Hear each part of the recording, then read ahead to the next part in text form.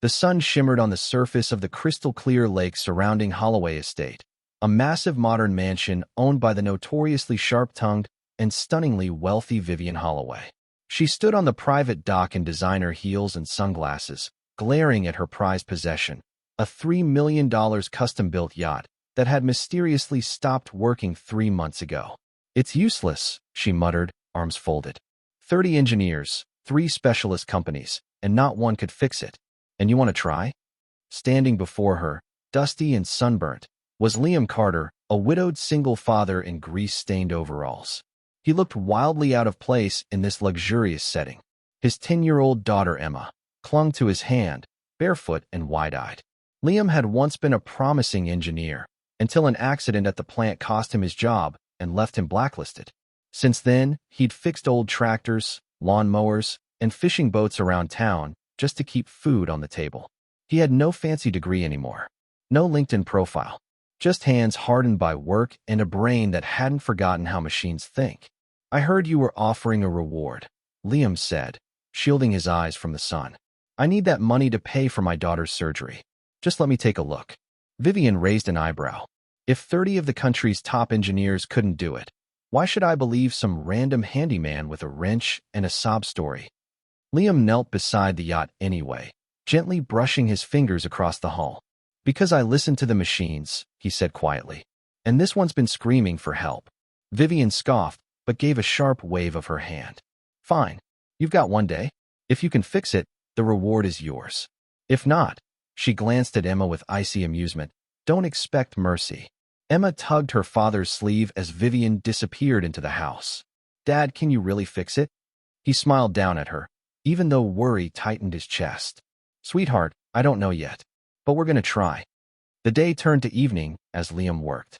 He crawled into the cramped engine room, studied the wiring, and felt around the vents. He muttered to himself like the boat could hear him. Where others had seen broken systems, Liam saw a rhythm, and then he found it. Buried under layers of sleek fiberglass and unneeded tech, a tiny calibration chip, faulty from the beginning, causing a cascading failure in the yacht's neural autopilot. "Too complicated for its own good," he said, laughing softly. "Classic rich folk mistake." By moonlight, he rewired the system using parts from an old radio in his truck. Emma watched, handing him tools and whispering encouragements. Morning came. Vivian sauntered out with a coffee and a smirk. "Let me guess. Another failure?" Liam wiped his hands and gestured to the boat. "Take her for a ride." Vivian rolled her eyes, but stepped aboard. The engine roared to life, smooth, strong, and steady. The yacht surged forward across the water, responding better than it ever had. Vivian froze at the wheel, her jaw slack. When she returned to the dock 20 minutes later, she didn't speak right away, just stared at Liam. Then came the words. "How did you do that?" Liam smiled. "Like I said, I listened."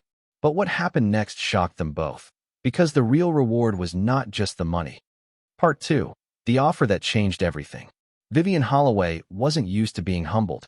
Yet there she stood, awkwardly extending her manicured hand to a man in oil-stained jeans. "You win," she said, pressing an envelope into his palm. "The promised $50,000. For the surgery." Liam looked at the envelope, then down at Emma, who beamed. "Thank you," he said, emotion thick in his voice. But as they turned to leave, Vivian hesitated. "Wait," she said. "I'm not done." Liam turned back, eyebrows raised. "That yacht, you fixed it in less than a day. You outsmarted people with PhDs. You should be working with me." Liam blinked. "Excuse me. I own a design firm. Boats, drones, electric cars, we do it all. I thought brains only came in boardroom suits. But you've got something real. I want you on my team." He laughed, unsure if she was serious. "You're offering me a job? I'm offering you a lab. A team. A salary 10 times what you've made in the past decade. And a house near the lake. For both of you." She glanced at Emma. "I don't offer second chances, Mr. Carter. But you've earned one." 6 months later, the once rusty pickup was replaced with a hybrid SUV. Emma had undergone her surgery, and now ran, danced, and laughed like any child should. Liam, now lead innovator at Holloway Tech Marine, designed boats that broke world records. Vivian often visited their home.